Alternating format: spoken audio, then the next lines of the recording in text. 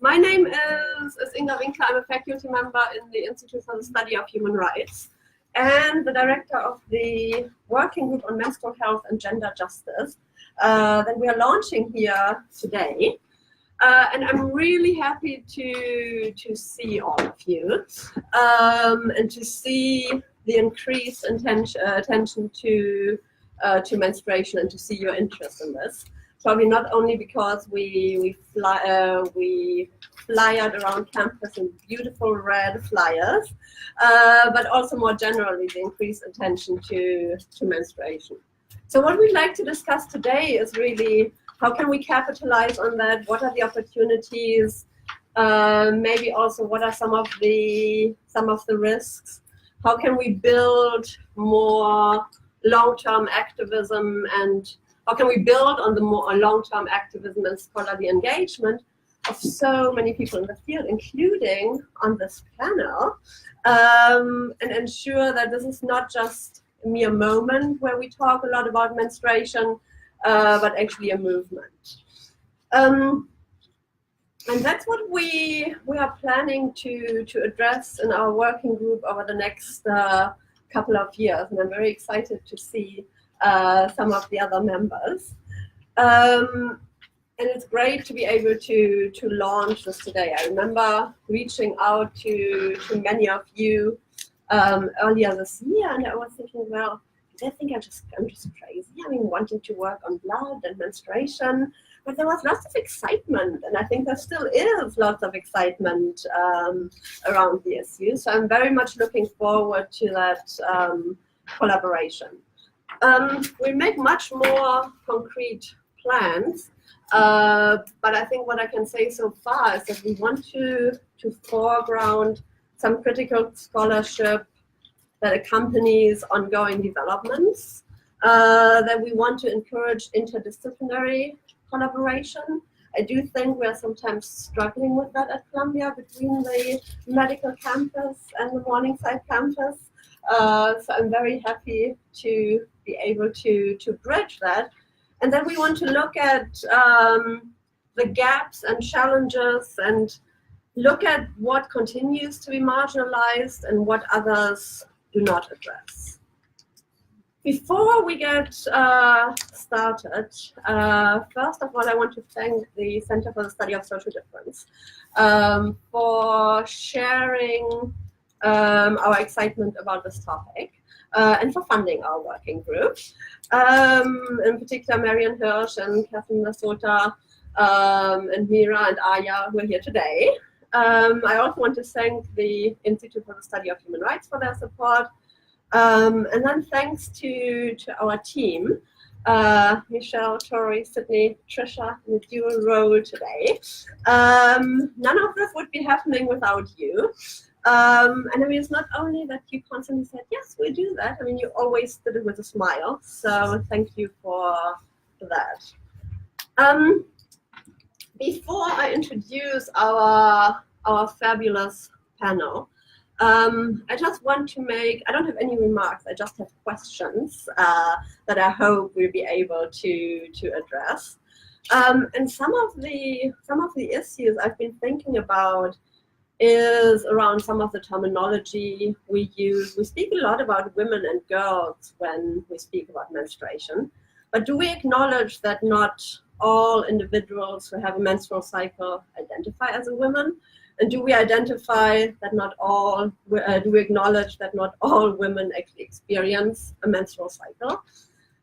When we look at what's happening over the last couple of years, I feel like there's a strong focus on products and materials, on lifting taxes, on providing products, which is important, but are we also addressing the bigger issues around silence and stigma related to menstruation? And I think we also often stress that menstruation is a normal biological process and that we just need to acknowledge that, and of course it is. But I also think that menstruation is so much more than that and has deeply cultural and religious meaning for many people. So how do we acknowledge that? How do we address that with sufficient nuance? And then in our efforts to move menstruation from the margins to the center, are there still individuals that we leave at the margin and that we don't really address? And in all these efforts, do we look at what's happening here in the US and in other countries in the global north?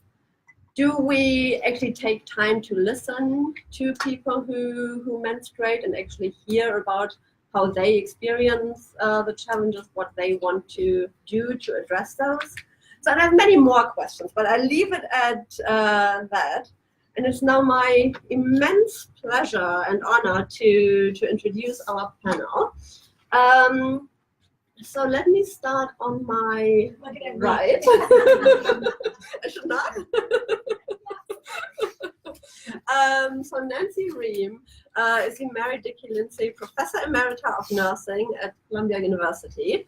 So coming down here from the medical campus, where she also holds a research scientist appointment in the Irving Institute for Clinical and Translational Research. Her current research, and there's decades of exciting research already, focuses, now I'm struggling, on the neuroendocrinology, almost, of the menstrual cycle and menopause, especially for understudied population groups, dealing with infertility disorders, people living with HIV/AIDS, people experiencing obesity. And I think what she not speak about today is her continued interest in the toxic shock syndrome and how that is still certainly very relevant today. So she's a member of the National Academy of Medicine, a AAAS fellow, and a women's health advocate. And we are very happy to have you here. Next to Nancy is Vanessa Paranjoti, who just arrived. How long have you been here? 3 weeks ago? Yeah. 3 weeks ago. She joined Columbia as one of the Obama Foundation scholars from Singapore. And that program seeks to bring together rising leaders from around the world who have a commitment to improve lives in their communities and beyond. And Vanessa is one of the co-founders of Freedom Cups, which operates, so menstrual cups, and operates on the buy one, give one model. And I'm sure you'll tell us more about that and about the educational workshops you are doing with women across Asia and beyond. So I'm looking forward to hearing about that. Norma Swenson, right next to me, is one of the co-founders of Our Bodies, Ourselves. Growing up in Germany, I have to admit it was very late that this fabulous book came to my attention. We don't grow up with it, but I think everyone else in the room probably knows it. Because it's a German also. Yeah, but it's not as, I'm very sorry to say, it's probably not as popular as we here. can blame the publishers. It's like someone. And she's still on the board of directors and the chair of the Latina Health Initiative. She's a long-time faculty member at the Harvard School of Public Health. And she joins us from Boston today. And we're very happy to have you here and that you made the trip to join us. Thank you so much. Trisha Maharaj is a graduate student in the Human Rights Program with a BA in International Studies from American University. And her thesis focuses on cultural and religious practices related to menstruation and women's experiences and attitudes in Trinidad. So we're very much looking forward to hearing about that. And then last but not least, Professor Bobel, who's an associate professor of women, gender, and sexuality studies at the University of Massachusetts, Boston. So two people from Boston joining us today. Thanks so much for coming down here. And she's interested in the social construction of embodiment and the effort that diverse groups and movements are taking to effect social change. She has one forthcoming book on the managed body developing girls and menstrual health in the global south. I'm not going to mention all the rest, but she's also the co-editor in a fantastic endeavor that I'm also part of. She's the main editor of the forthcoming Handbook of Critical Menstrual Studies with Pell Grace that you can all keep on your radar screen for 2020. So that's our fabulous panel. And I'd like to start with you, Trisha, with one question for you. I mean, starting out from human rights studies, it's a fairly broad field that you can relate to almost anything. So how come you decided to focus on menstruation in your research, and how did you, I think you're still excited about the topic, so how did you get excited about the topic? Sure, so I kind of came into the program very interested in like women's health and reproductive rights. And the more I studied that, the more I kind of noticed that menstruation was really absent from that conversation, which didn't really make a lot of sense to me because it kind of seemed like it should be this fundamental part of reproductive rights and reproductive health for women and girls. And I had a little bit of kind of some anecdotal experience in Trinidad with some like religious menstrual practices, and I was kind of interested in pursuing that a little bit more. And I think that looking at how culture and religion impact women's experiences around menstruation is really important in understanding how to like better address like their healthcare needs and just their human rights needs in general. But what makes me really, really excited about this work is talking to other women who are very excited about it.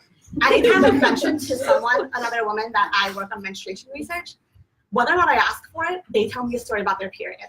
And they're excited and they're animated, and you can tell that it's not something they get a lot of opportunity to talk about outside of that.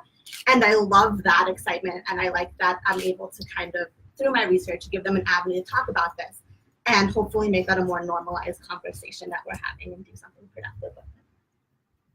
Great, thank you. Well, I hope you keep that excitement, and I hope you'll have many more of those conversations. I know that you also, I mean, not just spoke to women in Trinidad, but also to men. So Yes. I'd love to hear more about that later. Norma, I mean, you've been working in the field of women's health for, can I say decades? I can say Please, decades. yes, half a century at least. And you've successfully bridged your work in academia and advocacy, your activism. So do you have any advice for younger scholars on how to do that successfully and how to do this kind of public engagement? Good afternoon. Thank you so much, Inga, for that wonderful question. And before I answer you, I want to introduce myself to you as a young woman who grew up using cloth to collect menstrual blood. And these, the cloth that I used was provided to me by my mother and my grandmother. And we made our own. We created folded cloth of various sizes and shapes depending on the situation. And I even got so I made another sort of envelope around the whole thing. Safety pins, Chris was asking me today, I think there were safety pins. And then the belts came along and we tried to accommodate the homemade pads with the belts, but that did not work very well. And to this day, I have in my attic still a pile of sheets that were the remnants of that practice when I finally made the total transition to what became cellulose. Are we saying the right thing? Hopefully safe cellulose. I didn't have any problems, but and then tampons and various experiments that came along with the women's movement, like Tassaway, which is kind of cup that we had, and the sponges. I think I hunted because I think I saved the sponge wrapped around with a bit of dental floss so that I could pull it out again, but I couldn't find it. But I think I still have it. So I have lived this kind of transition that many women in what Chris calls the global south are experiencing now. And the newness of doing things another way. Some of them had cloth, some of them didn't have any, which I also appreciate because there was a discussion about panties and I thought to myself, not everybody was wearing panties in Uganda when they developed what they call their national dress, the suti. Now, I know I've used up at least 90 seconds of my time, but I wanted to be sure that you understood the authority and the authenticity with which I am joining you, because it was a long time ago, but I remember it very vividly, and every woman does, and this is one of the things we have to draw upon. I think that Inga has bestowed upon me a success that may not be exactly true, but what I was successful in doing is getting myself inserted into the public health educational process without having actually achieved a doctorate in anything. And this was against the rules of the school at the time, and I think even more so now. But there's something about a certain kind of success that Harvard anyway, and I imagine a lot of schools want to claim as their own. So since I was a graduate of their school, they were delighted to have me come and give guest lectures. And then pretty soon they were saying, well, maybe you could teach a course and we would teach it with you. And this is how I progressed into such success as I had. Schools of public health, and I can't speak about Mailman because I don't know anything about it, but I can say about my experience at Harvard is that there's like an undertow, like when you're steering a boat and the tiller wants you to move a different way, that the tendency to go back to numbers, to go away from social science, to still believe that the biological is the answer to all of our research and other problems, was a trend against which I worked. And I was very happy when students wanted to hear another kind of talk about being critical of the limitations of these models. But I had help, and I was a graduate of the school, that helped. I put in 1 year on a special scholarship at Brandeis University to study medical sociology, which was a very productive year.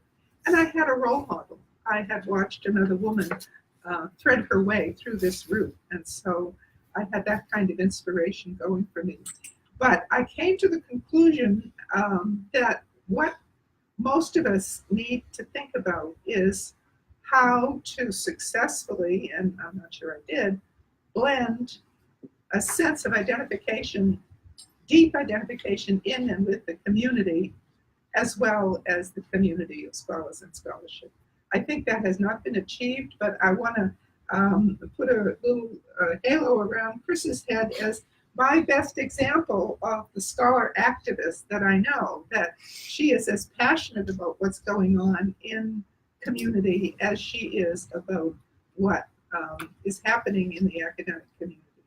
And I think that that balance also shows itself in our bodies ourselves, that we were rigorous and meticulous because we knew we had armies of physicians waiting for us to make a mistake.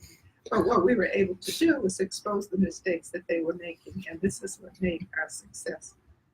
Okay, I'll stop. Thank you so much. I think one thing it shows is that we shouldn't take these rules that schools of public health and other universities have, we shouldn't take them too seriously. Because I'm sure they all very much benefited from having you there. Well, some of them did. Vanessa, now that you're here, I mean, we'd love to hear a little bit about the work you're doing with Freedom Cups, you and your sisters, I believe. And can you tell us a little bit about the approach you take to your work and how you combine all those different aspects? Sure. It's going to be a bit hard to go after you, Norma, but I'll try. So I run a company called Freedom Cups, and what we do is that we get reusable menstrual products to women, so namely the menstrual cup. I mean, I'm sure nobody in this room is a stranger to it, but it basically works kind of like a reusable tampon. And we work on a buy one, give one model, so we're fully self-sustained. We sell it to women like us. Anybody in this room can afford it, and for everyone that we sell, we give one for free to women in underprivileged communities. So we've done about 17 projects across Asia and Africa. So we work in Singapore, Malaysia, Cambodia, Vietnam, Philippines, India, Nepal, and we just finished our first projects in Nigeria. We work with women who are sex workers, indentured laborers. We work with nuns. We work with abuse victims. We work with the urban poor, so homeless women. We work with, just poor villagers, displaced women, generally speaking. We picked a social enterprise model, so the buy one, give one, simply because I think in this day and age, not many people are very familiar with the space. You know, I feel we didn't want to be accountable to donors or to donors who just don't really understand the period space. You know, people don't really understand in America it's a bit different, but in Asia, where I come from, menstrual cups are pretty much unheard of. We're still making, like what Norma mentioned, that transition to tampons even.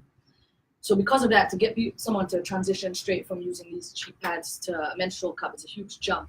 So because of that, we picked the social enterprise model where we're fully self-sustained. We don't rely on anybody outside of us. And it's a slow way to grow, but we're also experimenting with different models where we work with corporates and NGOs and large NGOs. But that's pretty much how we've kind of structured the organization, just so that our growth is fully self-sustained and we can keep the good going. Yeah, so that's just a bit about Freedom Cups. Can I just ask you one quick follow-up question? I mean, you also you have more questions. No, you also mentioned. I'd love to hear a little more about what reactions you get from women and girls you work with, and you also spoke about when we met earlier. Yeah. I got the full picture. Now you also spoke about the educational part of the work you do. So kind of beyond providing the products, what is it that you do? Yes. Okay. So sorry. No, don't be sorry. Well, But now I told you time is limited. Yeah, I know. So I'm trying to keep it as short as possible. But when we go out into these underprivileged communities, I think the first thing we do is that we have to educate, and we try to take a step back. I think a lot of this education in the developing South, that is I don't know. It's one of those things. The global South. Sorry, that's the first time I'm hearing this term in the last 3 weeks of being here. So when we go out to these communities, I think the first thing we do is we try to educate. And we do about an hour-long session where we teach women about their bodies in a very objective way. We teach them the very basics, because a lot of the people we work with are illiterate. They can't read or write, so it's very, we have, graphic animated videos, and, it's very, very interactive way. We teach them about their bodies in very, very simple terms. We teach them where the cup is going to go. We answer questions as simple as, no, it will not come out of your mouth, and so we do a lot of education, and then we give them the option of taking one of these cups if they want to. It's completely free of charge, but it's completely their, it's their prerogative. They get to decide if they want it or not. We don't force or coerce anybody into taking it. But what we found, which is really interesting, is that women in the global South are far more intuitive about their bodies, regardless of how educated they are, than women in very, very developed communities, for lack of a better word. So, in a place like Singapore, we get a lot of women come up to us and ask us really ridiculous questions, like, if I insert this cup, will it go into my intestines, And women in Singapore, Singapore is probably one of the most developed countries in Asia, and, we've had access to the internet for the last 15 years. We've got the fastest internet speeds in the world, but women there, regardless of whether the schools are teaching you sex ed, that's besides the point, just basic curiosity about your body would get you online to do some research. But we find that in a lot of the countries that we're working in to sell the cups, women know far less about their bodies there than women on the ground in communities that we work with. There it's not a tough sell when you tell them. They're like, okay, so you just hold it and it goes in. And she's like, yeah. So I think a lot of us in this room, from our very privileged positions, are very quick to kind of not pass judgment, but are very quick to come up with assumptions like, these women would probably be very traditional, or these women would probably not take to it. These women are still making the transition from very, very rudimentary ways of dealing with their periods. But I feel it's way easier to talk to women on the ground in the global South than it is talking to women who are from a place like Singapore, for example. So that's one of the interesting things that we've done so far. fascinating. I constrain myself and not ask more follow-up questions. But I do want to turn to you, Nancy. I mean, listening to all this, and I mean, Freedom Cups and so many other social enterprises working in that field, so many NGOs, the mainstream media picking up menstruation. I think anyone in New York saw everything. I mean, on the subway, all the ads. So I think it's I mean, to me at least, it feels like it's everywhere.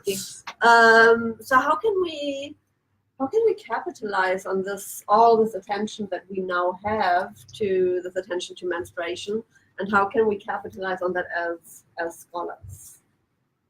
Right. So just a quick question. This is a menstrual moment we're having, right? And I think in the original question that we talked about, it was like, how can we, take advantage of this, capitalize on this sudden menstrual moment? And my first reaction was, so Norma and I lived through the first menstrual moment back 40 years ago, which was even perhaps, well, we didn't have social media, but it was the scariest menstrual moment when there was this epidemic, literally, of toxic shock. And so this, to me, is not a sudden new, I would call it a tipping point. I would say it's been long overdue, and we have been taking slow. As somebody who's been watching this phenomenon, with Norma and with your wonderful colleagues at the Boston Women's Health Book Collective, and Esther Rome, my dear friend, the late Esther Rome, who changed my life when she introduced me to activism in women's health. I was a nurse and a reproductive physiologist, PhD, just finishing my dissertation. She and we all were members of the Society for Menstrual Cycle Research, which is still, we just had our, 40th day? What was our 40th year, 40th year. 21st. Yes. David Linton is one of the longstanding members. A group of psychologists, researchers, clinicians, physicians, nurse researchers, multidisciplinary organizations, never made any money, never had a lot of advertising, been very small its whole lifetime. And yet we have stayed so committed to the study of menstrual cycle research. And it really all started around the time of, a little bit earlier, around the time of the toxic shock scare. And you have to remember, this was something that good old American ingenuity created. This was advanced technology. It was a perfect storm. This was at a moment when the women's movement was coming into its own, that women were taking off the aprons and moving into the mainstream workforce and competing with men. And the last thing you'd want to do would be to acknowledge menstruation. Oh my God, we had to be absolutely pure and clean. And lo and behold, there was direct-to-consumer marketing of this fabulous new breakthrough product called Rely that came to your door in your mailbox that we could all try, and it was a wonderful phenomenon. But at the same time, there was this other thing going on, that young women were dying. Terrible influenza-like symptoms that came on really rapidly, and Reye's syndrome also was at the time. There was a lot of confusion about why children were dying, and that turned out to be aspirin-related. But the toxic shock thing was so frightening because people didn't understand what was causing it. It was young, newly adolescents. It was new mothers, postpartum mothers. Their skin was literally peeling off in sheets, and by the time they got to the hospital, there was nothing. It was hopeless. They were dying. So that's how this whole menstrual moment really started, and it took us, well, the epidemiologists became involved. It was a case-by-case effort to try to pin down what was the commonality across the country about these deaths. And there's been books written about this now. And I happened to be at the right place at the right time. I was an OB nurse. Obviously, I know a lot about labor and delivery and menstrual blood, but I also was studying the menstrual cycle. I had a grant from Kimberly-Clark to actually tell them what was in menstrual fluid because they wanted to compete with Rely. They only made Kojaks. And I said, no problem. We'll use the Tassaway cup. And I'm going to go over to my friends in labor and delivery, and I'm going to ask the nurses to collect their own menstrual blood. We're all very comfortable with that. And we're going to do some of these studies in the lab. I used a paint viscosity machine that I got from somebody's lab down the hall in physics, and said, let's test the viscosity of this stuff. And they were appalled. And I went, what have you done to my machine? And then after that, when we finally got formalized and became part of the FDA committee that set the tampon labeling absorbency standards, we actually got money and got funded by the FDA to actually start to look at and compare tampon absorbency across the different brands. And at that point, it became clear that testing this stuff with salt water, which is still what is used to this day to test for tampon absorbency, probably wasn't the way to go. And if you were a woman who was menstruating and an OB nurse, you thought maybe you should build in another experimental arm to this protocol. And maybe I should go across the street and get outdated heparinized blood from the blood bank and run those same studies in the lab with real blood. I was told that you can't do this. This is going to muck up the machines. It's not going to work. And guess what? It worked, and it worked very well. And to this day, when you read that label on the absorbency product guidelines on the back of the tampon brand, none of this is mentioned, and you'll see that what you're measuring and what you're comparing one to another is how they behave with blue dyed salt water. So that's just the beginning of how this. I don't see this as a moment. I see this as just kind of the tipping point of where we've come. That's it. Tipping point is great. Yeah. Chris, I know you also have thought on this, based on years and decades of research on menstruation, including in the Society for Menstrual Cycle Research. So, I mean, what's your view on this tipping point and where we are now, and what opportunities it brings, and possibly also what risks we face due to this increased attention that we have? Thanks. It's such a privilege, by the way, to be on the panel with Norma and Nancy, who are my sheroes. I remember sitting behind Nancy at an SMCR conference years ago and thinking, back of Nancy Ream's head. And doing research more than a decade ago and reading about Norma and her work. And I had lunch with Norma today, so that's pretty cool.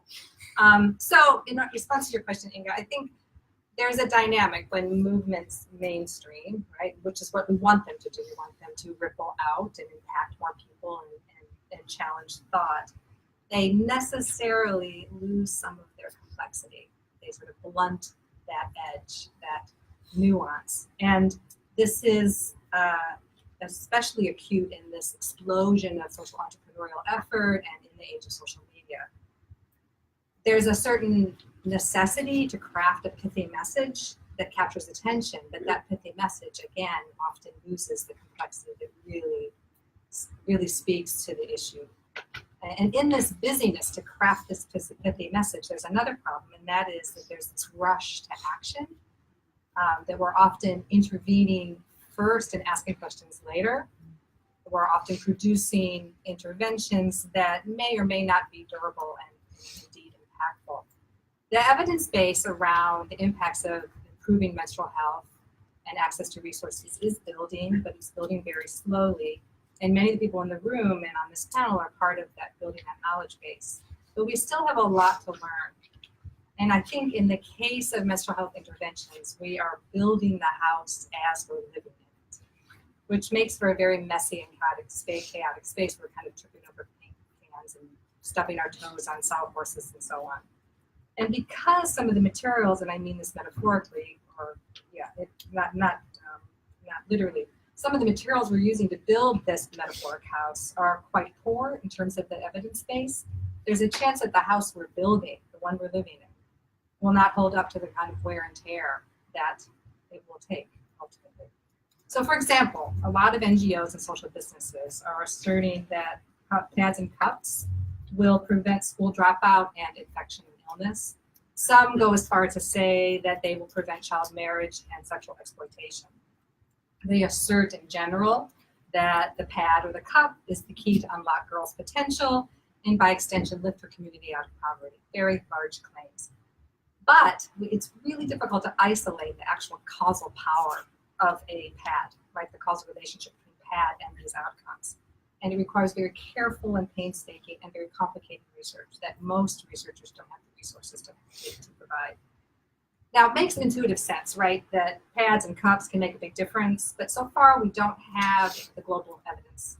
And yet, we have what is often called zombie statistics that will not die, like this one you've probably heard. 1 out of 10 African girls drop out of school because they lack access to pads. So this problem of having a weak evidential basis to undergird and to motivate action is compounded by our social understandings of menstruation, especially the assumption that menstruation is, and this borrows from an American historian, Joan Jacobs Broomberg, a hygienic crisis. I like to think of it this way. The language of menstruation is bounded by the vocabulary of sexism and the grammar of capitalism.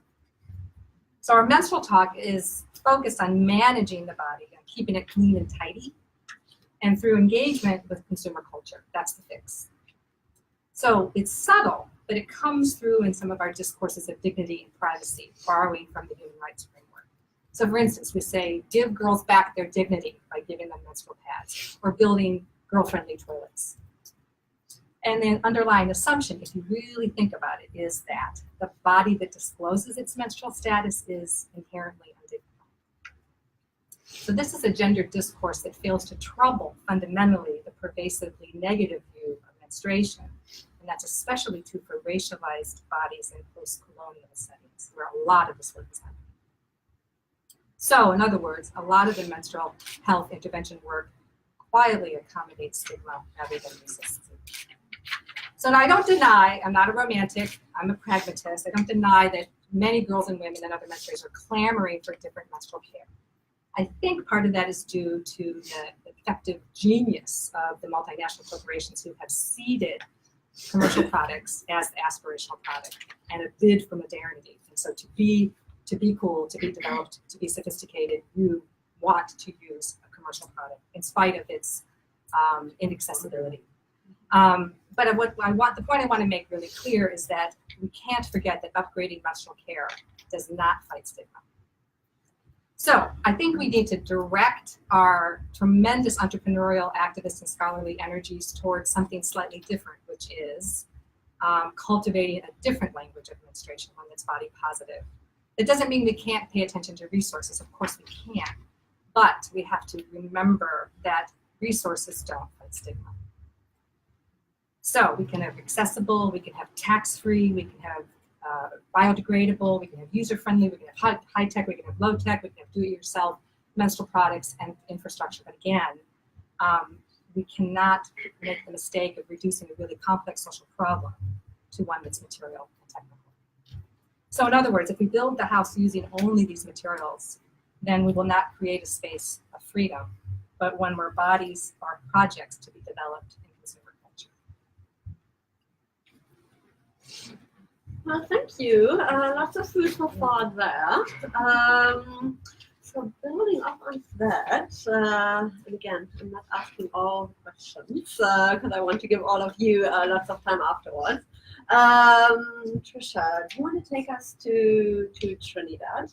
And I think one of the complexities in the discussion around menstruation that I think so often gets lost is around cultural and religious practices and how we think about, how we present, how we talk about menstrual practices. And I mean, what I usually read is something about restrictions, it's something about having to avoid certain activities, being forced into certain behaviors. And I mean, I know that we've talked about this a lot, and we'd all love to here, I think.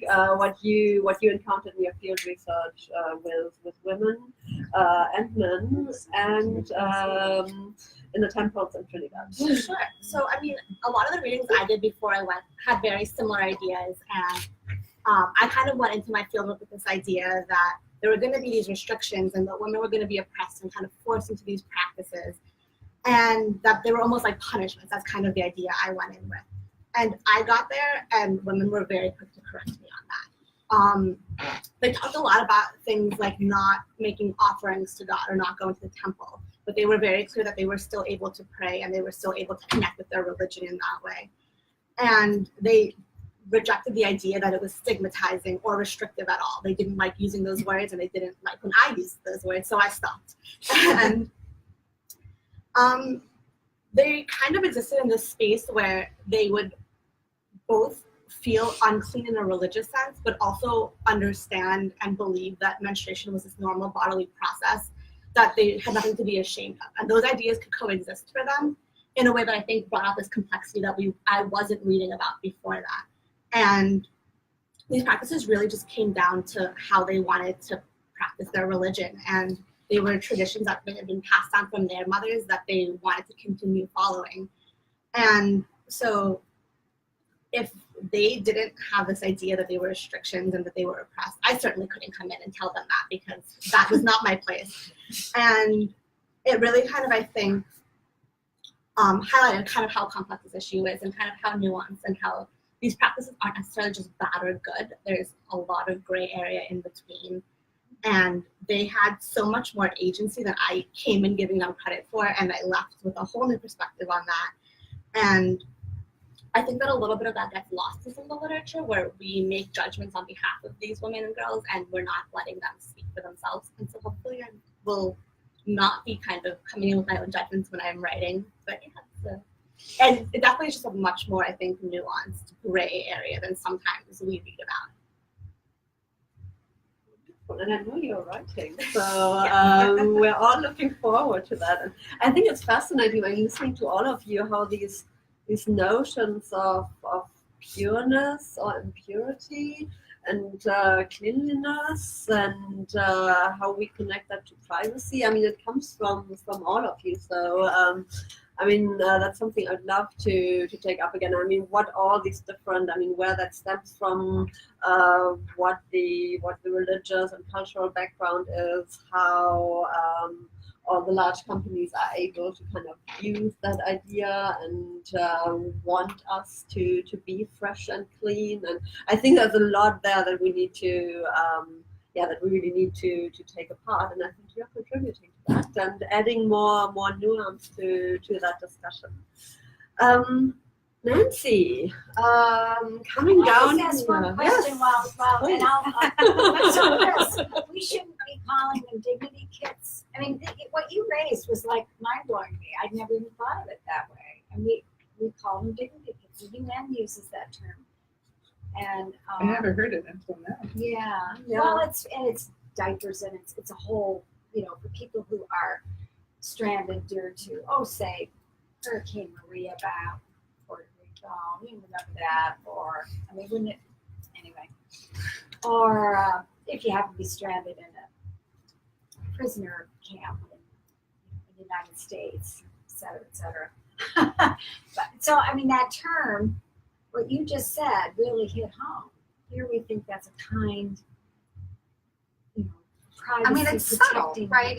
It doesn't necessarily hit you on top of the head, but I think that's the work of menstrual stigma, is that it obscures and effaces, right, the sort of insidious nature of the way that it contains us, right, and polices our bodies, disciplines our bodies. So, yeah, I mean, if I were queen of the world, I'd say stop calling them dignity kits. I am not queen.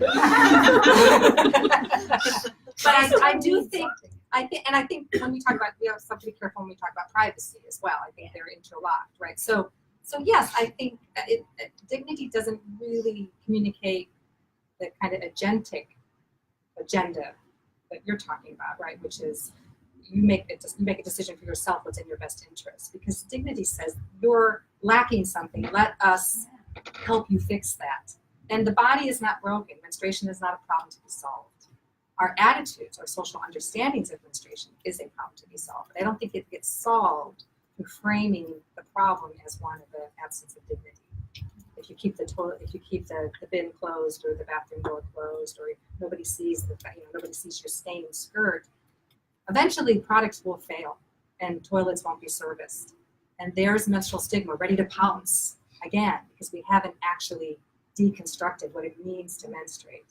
So that's that's very bossy of me. So I would shy away from telling people what they can name their initiatives, but I do think we need to think critically about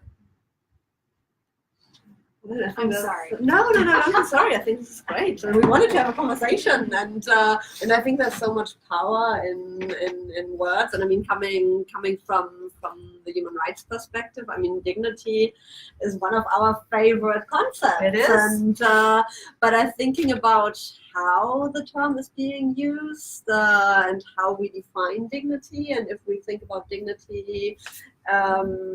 In terms of kind of a quick solution, here are the products, and that'll help you to maintain your dignity. I don't think that is the understanding of in human rights of how we see dignity, but it's certainly used in that way. So I vote for you as Queen of the World. Oh, only if you'll be my king. Nancy, Yes, going back to our questions, don't be sorry. I know you've been doing this for decades. You've been trying this for decades. As I said in the beginning, it also seems not particularly easy to bridge these disciplinary divides. Any advice you have on how we can still do that? How we can make our work accessible to the public? How we can do that from the medical perspective and the social sciences and everyone else in between? Give us some guidance for the next 3 years. I've been trying to do that for all my life, and it is a very challenging goal to navigate between these very different worlds. Just to give you a quick example, at the medical center here at Columbia, we're very, very fortunate that we have all 4 schools on the medical campus: dentistry, public health, nursing, and medicine. And there's only 16, I think, maybe there's a few more now, but I thought a couple of years ago there were only 16 medical centers across the country that have all 4 schools, which gives you a jump ahead if you at least have, the physical distance nearby. But except it doesn't necessarily play out that way, and we still very much operate in these silos. And as part of my job up until last year, I was the program director for a pilot studies initiative in the medical center, and my job was to give away money for junior investigators to really force people to play together and step outside of their own sandbox. And the stipulation was you had to work with another collaborator in another discipline. Well, you'd think that was like the worst thing you could possibly do. It was really hard to get people to apply. And in fact, we then extended it not just from the schools on the medical campus uptown, which is way uptown, which is 68, but we also said, okay, pick a school. One of the collaborators had to be from the medical center, and then somebody from downtown. Social workers down here, biology, physics, gender study, you name it. Engineering. We just wanted to see some collaboration, clinical research involving humans of various definitions, and that too was a struggle for most folks. And to this day, I spend a lot of time educating people on even what a discipline is. Pediatrics thinks another discipline is obstetrics and gynecology in the medical center. They don't appreciate those are subspecialties, and that a discipline means really outside of the philosophical principles within which you are trained. So, we have it. That's why it's so challenging. At the same time, I think more and more we are being forced by the federal government, at least at the NIH, to work together. Translational research is here.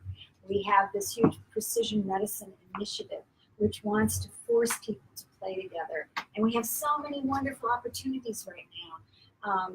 Money talks, and there's going to be more and more opportunities to bring in the environment, to bring in the social forces that impinge upon health and upon physiology.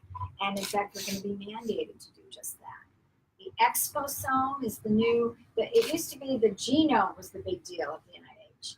That was like the moonshot, right? We were going to really define the human DNA.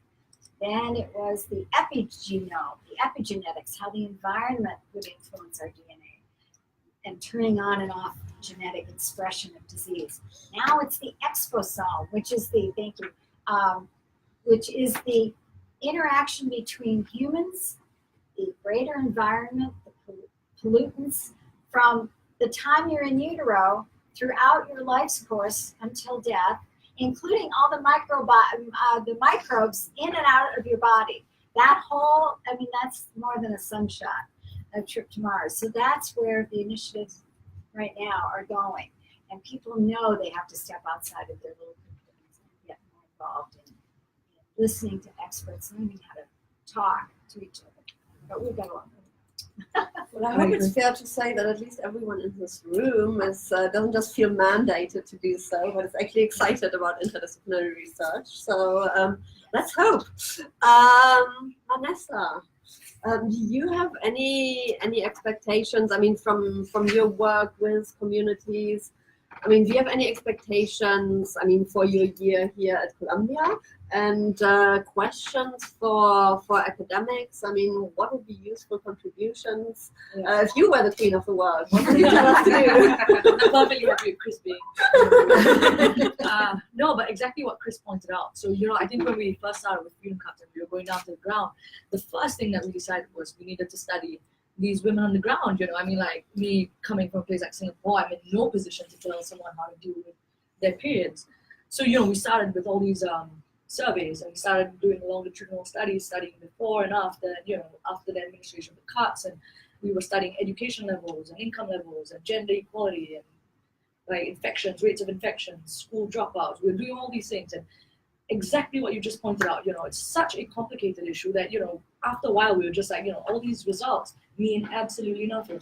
I don't know whether it's because I missed, you know, all my research methods and social science classes for football practice, or if it's because, you know, the surveys are just designed wrong, or if it's because we just don't have the resources to administer, you know, like studies that would actually have be able to come up with causal links as to, okay, you know, if you negate the effects of having a period, does this actually lead to... It's the hardest research to design. Exactly. Absolutely.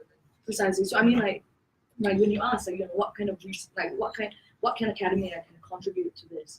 I think more than anything, it would be like what Chris mentioned, to start a conversation, you know, and to frame it in using the right words, and to just kind of, I feel like a lot of the research and literature on the ground now is very prescriptive. So it's very prescriptive, and it tells policymakers, oh yeah, you know, you don't just need toilets, you need female-friendly toilets, or, you know, this and that. And I feel like a lot of the research is very intuitive as well.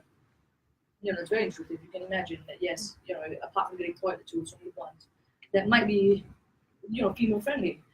But I think that if there's anything that academia can do, it's really just to fill in that gap, and to, you know, like phrase things properly, and to use the right words, and to design studies that might actually help, or, you know, create results, or come up with conclusions that might be adopted on a larger scale. My expectations for my year at Columbia, I think that's an even harder question, because I am quite easy to please. I have no expectations. I think Americans can underestimate the kind of influence America has in the world. And, you know, in terms of, I mean, I grew up in Singapore, but, you know, the candy I've eaten, the cartoons I've watched, the history, the, you know, movies, music, everything is American, technology. And so just being here in Columbia, I think what I'm expecting is just to learn from New York, to learn from Columbia, to learn from America, to figure out, you know, and this is a perfect springboard, I think, to kind of look at Freedom Cups and which direction would be the best to take it, you know, because I don't think I have enough hubris to think that, you know, this is going to solve all the world's problems, or, you know, make women's lives better in any way. But I think there are lots of people who are much smarter and sharper than I am, and if we can tap on these, people in the field who've been there far longer than I have, you guys have been here for decades, and I feel like that would be such an expectation that is wildly met. But don't diminish the value of your fresh eye. Yeah, right on.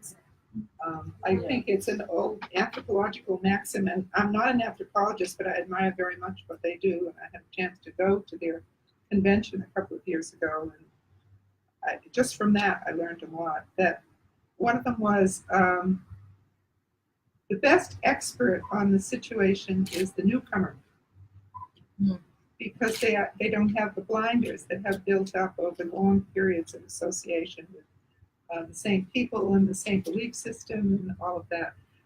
That can go too far, but I think you have a lot more to contribute than just learning. So I hope you won't be hesitant to be critical and speak up. Thank you. Well, that's definitely what we are hoping for. And I agree, there's lots to learn. But on the other hand, I think you have so much to give. And when we spoke the other day, your ideas about getting engaged here and looking at homeless shelters, for instance, in New York, and I think there's amazing potential for you to give. So Thank you. we'll hold you accountable to that. I'm Yes, looking forward to it. Norma, when you think back about all your work at the intersection of women's health and sexuality and human rights, looking at these past efforts, what can we learn from that to sustain this movement on menstrual health? Well, needless to say, I gave a lot of thought to your question, and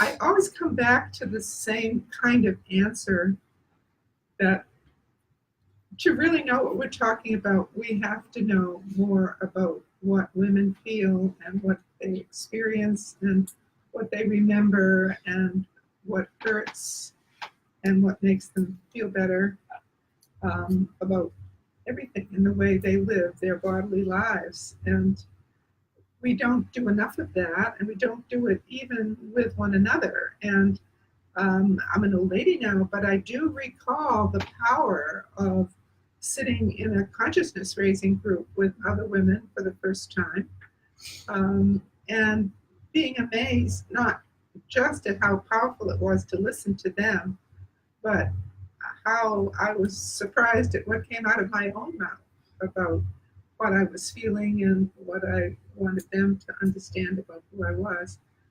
I don't think there's any substitute for that.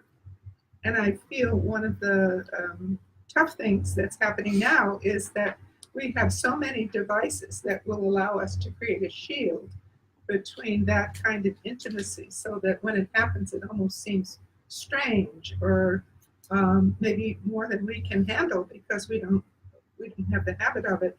I've done a lot of traveling, been in a lot of countries, and I'm always impressed how, I'll think of Africa right now, but I've seen it in Asia too, and other places, that cultures that are very crowded and very labor intensive have amazing people skills. The intuition is very sharp, and the insights are impressive, and it's something we are losing with the barrier of technology, even though I'm as addicted as any of you to my little phone and all the things I do. But I also have lived long enough to have some understanding of what we may have lost in that process. And I want to encourage all of you to think about doing that. And I've said this to my students. Have an evening or a couple of hours where you're going to leave your devices outside the door and come and just be naked to one another. Not take off your clothes, but you know what I mean. You could try that too, especially if you're menstruating. That's one thing. I have, in fact, in response to these questions, and I know I'm coming up to my 1 minute mark, I have written a fair amount about some very concrete ways in which I think you can connect with other groups of people who might enhance your perspective or give you tools and skills. And I'll just do a little plug for a book that's just going out of date now called Women's Health Movements, A Global Force for Change by Meredith Turchin, who's on the faculty at Rutgers. She is redoing this book. And if you follow her around, you will be able to find out what's left of the women's health movements about which she writes so compellingly in this earlier book that was 2007-8. So I have other ideas like that, and I'm not going to burden you all with them now, but I have them, and I will write them up and make them available if you want to pursue it. Please do. What a cliffhanger, Norma. Did you read the list? Chris, what are your views? I mean, what you called moving from moment to movement and ensuring that all this is sustainable and long-term, and what can we contribute to that? Any thoughts on that? Yeah. No conclusive answer. No, of course not. And I did think a little bit about this. First of all, I'm absolutely aligned with Vanessa. The point number one is we need to invest in high quality research. And that means creating the intellectual infrastructure to support research design and execution and review and revision and dissemination. And this working group is a great start. It's a good model. It's a promising intervention. And I think what's even more important than that is that we have to insist on the training and support of scholars embedded in the communities that we're interested in supporting. We have to ensure that their work is published and that it's read. Far too much of the research in this area is, in the area of menstrual health, is linked to people like me, well-meaning white ladies. And that is, we have a place, certainly, but we take up way too much room. So the evidence base that I'm, lamenting doesn't exist, or at least not adequately, has to be, I think, built by people who speak the local language and live the local culture and therefore appreciate the nuances and the intricacies that are necessarily in place that we may not see or appreciate or we have access to. The second thing I think that's important to do more of is, and this follows my assertion that the menstrual activist movement is too material, is that we have to work harder to promote what's called menstrual literacy, which is a form of body literacy. And I really think it's the best vaccine against body shame and neoliberal quick fixes, which is really how I would characterize a lot of the interventions going on today. So to be fair, most of the organizations that are doing product work pair that work with some kind of education, but it's usually a one-off. It's typically only with girls in schools. And it's often sort of product 101. This is how you use it. This is how you care for it. This is how you dispose of it. As one of the, so I just finished a book that Inga mentioned, and I interviewed a number of people doing this work in the Global South. And as one of these advocates said to me, and I will quote her, education is almost always a side dish served up to the main course of product distribution. And I think it's time to make education the main course. Why can't we capitalize on the tremendous entrepreneurial and activist and scholarly energy around this issue and turn it into educational intervention? We talk about innovation, it's almost always about product innovation. So I think that fundamentally the need is not for products, although I think products are important, but the fundamental need is to free menstruators from the menstrual mandate of shame, silence, and secrecy. And until we do that, we're really not making a difference. We're really not built a house that will last. So in that education necessarily has to be even reframed from the way that it's being done in the limited places it's being done. It needs to be menstrual cycle education across the lifespan. It needs to pay attention to more than bleeding, that 1/4 of the cycle that some people never even experience because of birth control or illness or both. We have to frame the menstrual cycle as the 5th vital sign along the other vital signs, the pulse, hours of right. Heartbeat, breathing rate, temperature, and blood pressure, right, Nancy? Pain. Yeah, and pain. Okay. So we have to think beyond, bleeding and how to manage it. And because the menstrual cycle is a multiple body system impacting continuous cycle, and that gets lost in most of the menstrual health education. So we have to pay attention to all of it, and including disorders of the menstrual cycle, and damn it, perimenopause and menopause too. But we can't create a menstrual discourse that is overly celebratory either. A lot of the discourse is shed the shame, break the silence, love your period. And I think trading one dogma for another, from period hate to period love, is not progressive because it leaves out people that really do struggle with their menstrual cycles. And I think we have to send out a message of your menstrual cycle is yours to define, to name, to experience, to love, to hate, to change your mind. Like gender fluidity, right? We should be able to claim our own identities, freed from the sort of oppressive norms around what it means to be a good body, a good human, a good person.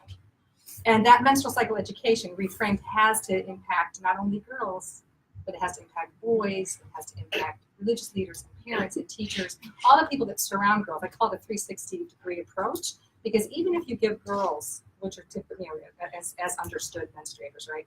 Girls good information, evidence-based information, menstrual cycle education, real sensitive, culturally appropriate, fun, interactive, memorable education. And then she goes home and mom doesn't have that education. What good does it do her?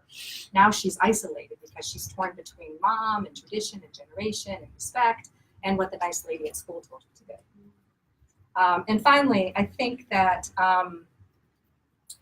we have to do exactly what Nancy's saying, is we have to force ourselves to play nicely with others. The menstrual health movement has been sorely isolated and has failed to make a connection with reproductive justice, with disability rights, with health at every size, with Black Lives Matter, you name it. The connections are possible. They take just a moment to consider the linkages about embodied agency, about informed decision-making, about resisting medicalization, about resisting hyperconsumption.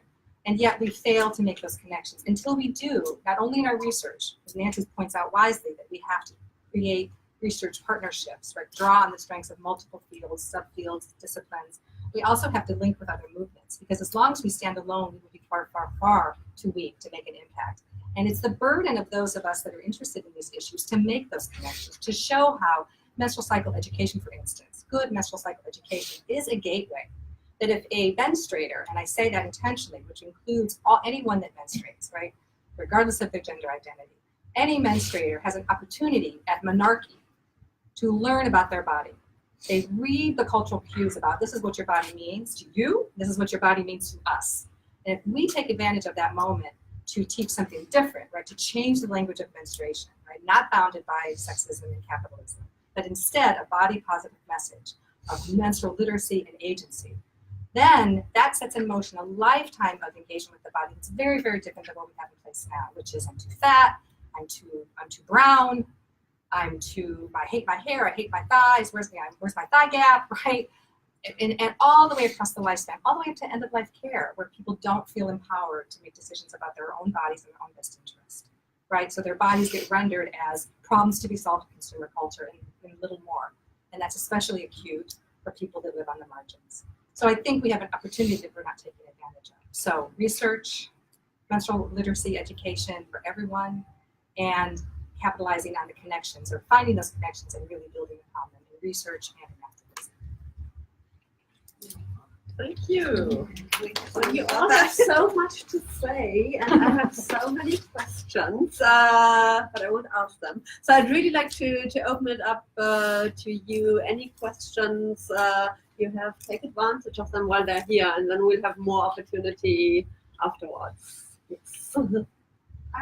This is a question for all of you. I'm wondering, to what extent does your work or the work that you know about focus on the psychosocial impact of stigma especially among menstruators who lack access or just struggle with their period in general? You know, I think I collect a few, and then I'll let you answer, but okay? Oh, okay. Sorry. So psychosocial impacts Of stigma and lack of access to resources.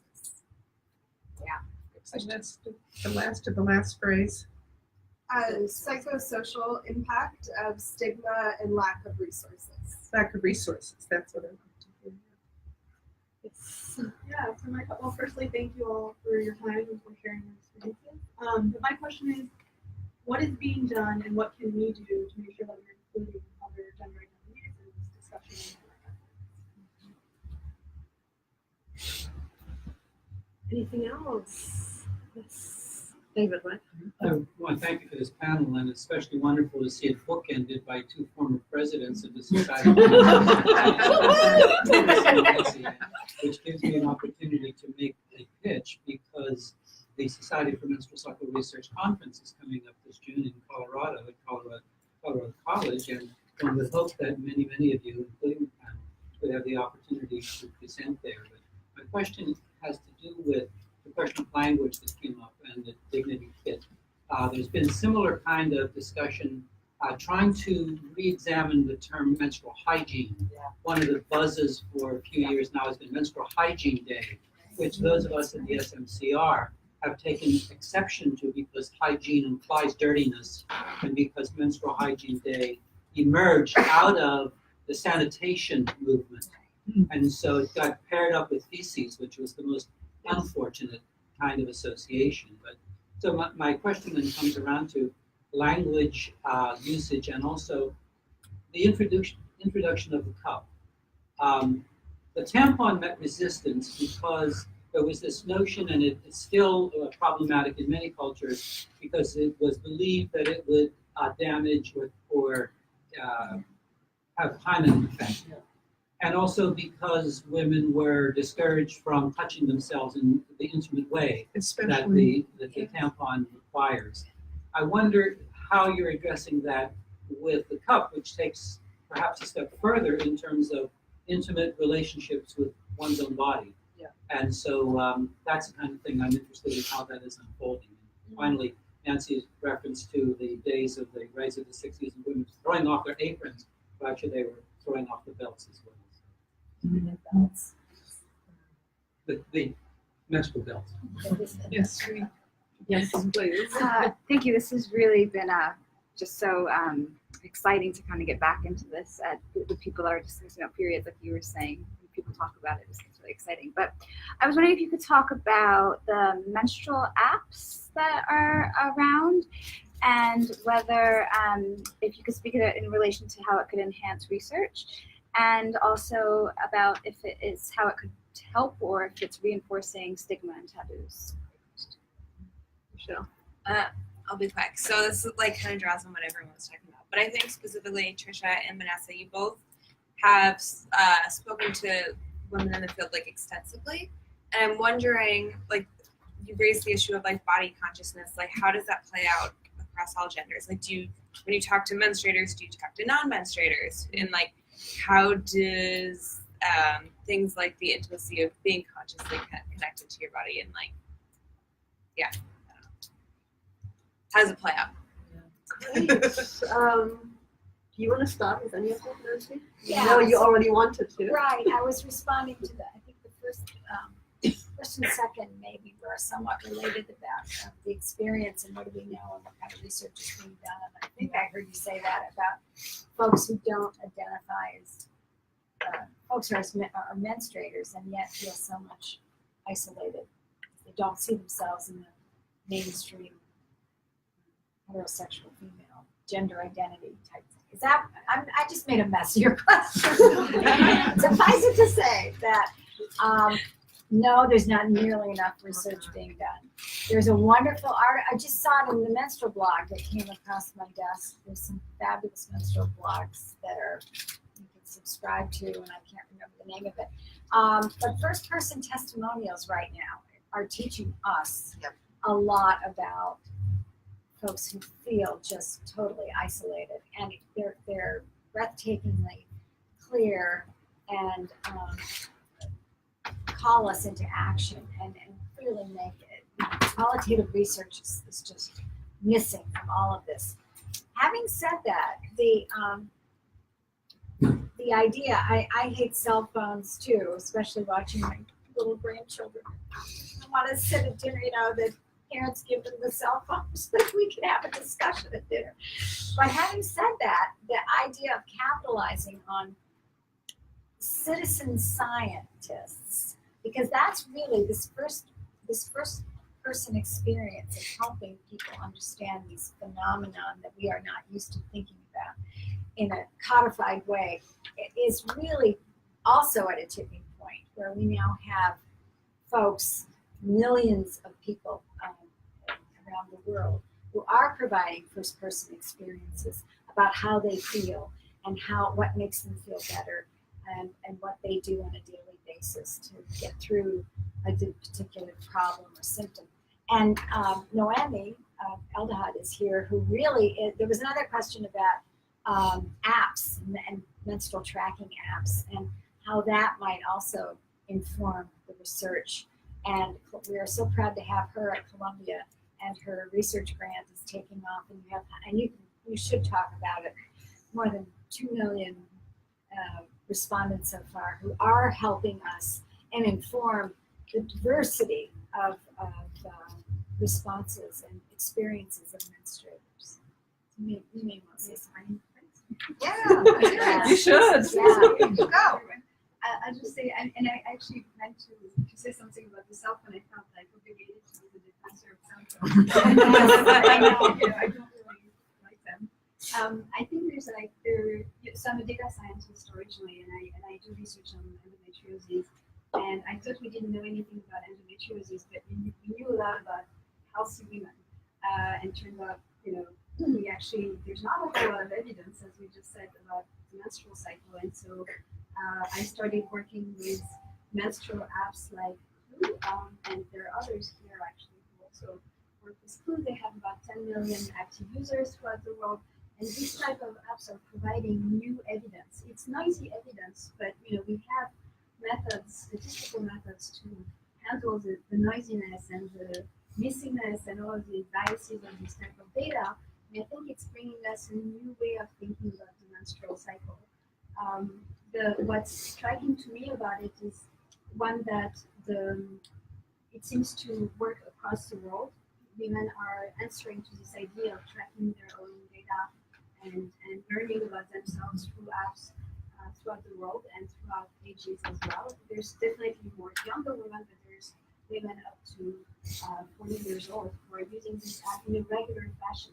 And that's not typical for health and wellness type of smartphone apps. The other thing is that there's a lot of other resources to get a lot of evidence, I think, about menstruation, which are all these online communities, which are the equivalent of the intimate place where people are talking face to face. And clearly something is lost, but something else is gained because these are women, or I'm going to say menstruator. I like that word. I never know how to refer to menstruate. I like that word. Activists taught me that word. Okay. I was going to start saying that.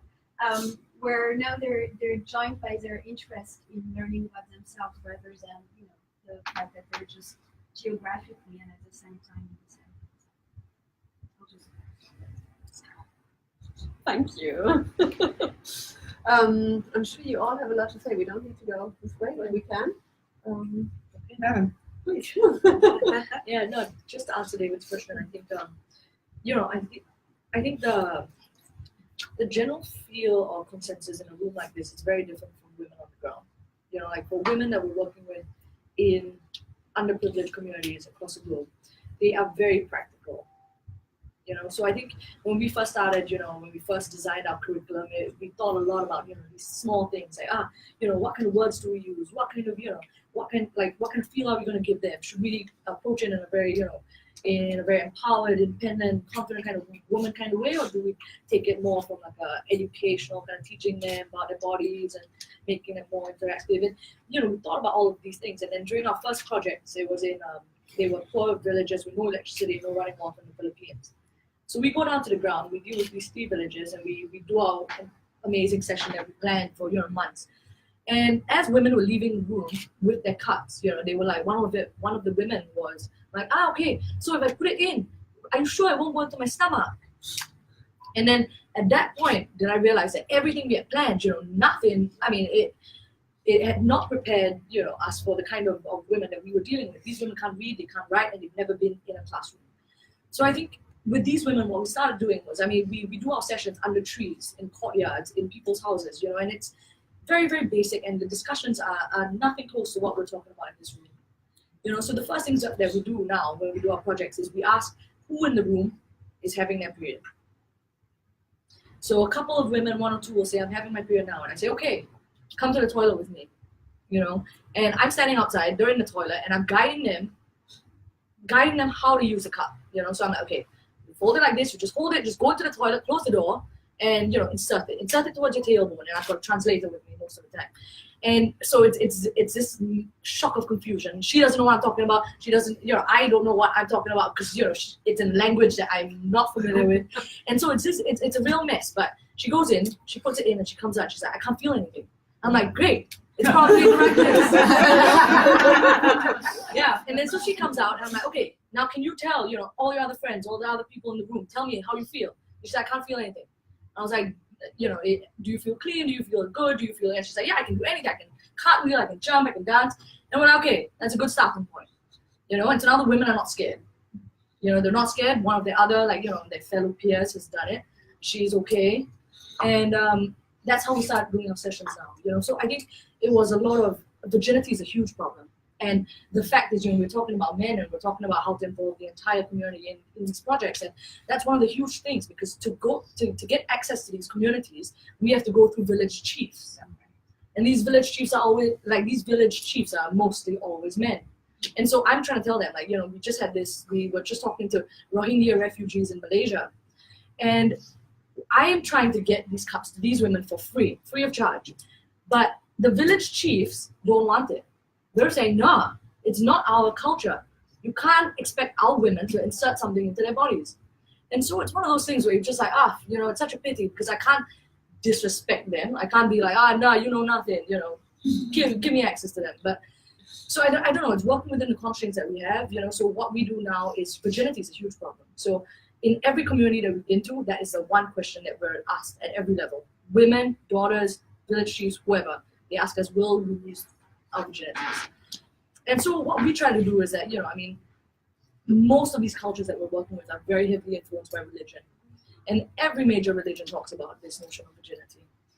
So we try to keep our education, our curriculum very, very objective. We don't teach them anything about anything that could be. If they mention virginities or hymens or anything, we step back and say, okay, if you don't want it, it's fine. But another thing that's been very encouraging is that we always start off with the married women. So we get all the married women into the group. We tell them, okay, we have no issues with virginity or hymen. So we start off with the married women in the group. And within the week that we are there, these married women come back to us and ask for these cups for their young kids. So it's one of those things where you were talking about, involving everyone and getting the whole village involved and letting it kind of trickle down. There's no point teaching one group and then this little girl goes home and she's like, Mom, but I want to use this, and Mom's like, no way. So I think it's one of those things where I can't tell, we're trying to come up with a model which allows other people, we're trying to scale this up. We're trying to figure out how we can get this out to the bottom billion. But we find that the process that has gotten us from going down and giving this amazing talk and with a projector and all that, and coming up the north with that, till now, it's a very trial and error. It's us going down to the ground and testing and seeing what works and what doesn't. So I to answer your question about virginity, it is a big issue everywhere. And I think it's just about giving them something, giving them the option of using it. Women are very, very practical on the ground. When they see that something works, they take to it like wine and rice. And, that's what we've seen so far. Thanks so much for sharing your experience. It's a wonderful story. I love listening to you. Norma, Yes. what do you have for us? What have I been writing here? Anything you want to answer, anything you want us to take away? What your story stimulated for me was something that came out in your report too, that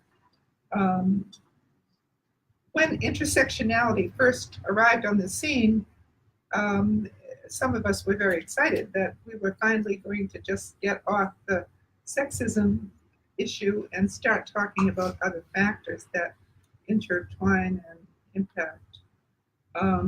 I felt that one of the things that I wanted to add in my course was to take a more serious look at how religion affects women's health, how their own ideas or the ideas in the community or the ideas in other communities are affecting how they approach these things.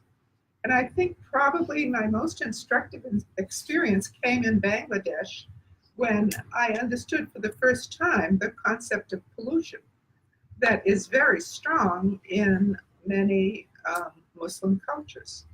And it simply means that if a woman thinks that she is unclean, or if people in the family think she is unclean, then a whole set of activities and opportunities and other life experiences have to be postponed. And I think in Chris's book, there are stories about women who find this as a positive moment, that it gets them out of chores and work that they have to do and gives them a break. Sex. And I wouldn't Sex be they don't wanna opposed to have. that. But I think that the bigger question is, I think you guys need anthropological consults, that I think you can't go too far with any of this. Or you could go further maybe, but you would be better served if you had some sense of what are the voices in not just a young woman's head, but also a married woman's head, because their mothers never had anything to do with any of this. So they are kind of breaking a taboo ground in another sense, that this is a innovation that has never been part of their lives, and they are the carriers. Sort of like when somebody goes to college is the only one. So I think I learned a lot from that, and I think all of you can probably easily find anthropologists, feminist anthropologists who would love to do this. Well, we don't actually in a need more system- anthropologists, we just need to ask the women that are in the local area. I can't hear you. What? Well, I mean, anthropologists are nice, but I mean, then the anthropologist is sort of the middle person, right? I mean, we talked to No, people in the I'm local I'm area. not thinking of interposing the anthropologist between you all and the women. I'm just simply saying there are ways in which you can get insights without going through a lot of trial and error from understanding some of these issues. I don't want to dwell on that too much, but the other thing I wanted to say, though, and it's a theme of this whole thing, that's starting with what you were talking about, Nancy, that I was brought up in a time when it was okay to be a generalist. Yeah. And the nearest generalist I can think of is the librarian, and I do think that when we did Our Bodies Ourselves, in some ways we were taking on that kind of role, that we didn't have to be experts to understand how a particular technology would work or how the body would work. But what we did need was a way to explain it to ourselves so that we could explain it to other people. And I think it's a very simple thing. And I can remember we were charged by some people with, wanting to be mini doctors or thinking we knew more than a pharmacist did about some things. But that literature can be decoded and demystified, and that was one of the things that we were in business to do. I think we can still do it, but we have now been driven back, I think, quite far into the position of feeling like, well, the experts know, and we have to believe what they say and act accordingly. I think that posture of continually believing we can know how these things work and we can make our own decisions about what we find out needs to be reawakened. That's all I'll say. Thank you. I know that food is waiting, but I want to hear from you too. Trisha, anything you want to take up? Anything you want to share with us from your experiences? Sure. I mean, I guess we'll kind of talk about when I went to Trinidad, and because no one, to my knowledge, had been to Trinidad to talk to them about their periods before, I talked to both. But I want to talk to women who were currently. I want to talk to women who were currently kind of menstruating and people who had formerly menstruated and kind of learned about experiences of women who were still around but maybe had a different experience than what modern women were going through. I do kind of wish I had an opportunity to talk to people who had different gender identities. My topic was kind of niche to start, and that was just getting a little too niche, and that wasn't able to do that. I think that would have been a very important aspect that I did kind of miss out on. Yes, hopefully. But I won't also let you go. Yeah. But I also did want to talk to some men, which is kind of Inga's suggestion, about their role in perpetuating these traditions for women. And kind of what I found, at least in my small sample, was that it was kind of split. A lot of men were kind of under the impression that it was like a feminine space, and so they trusted their wives or their daughters or their female relatives to make the decisions that they thought were best for them, which I think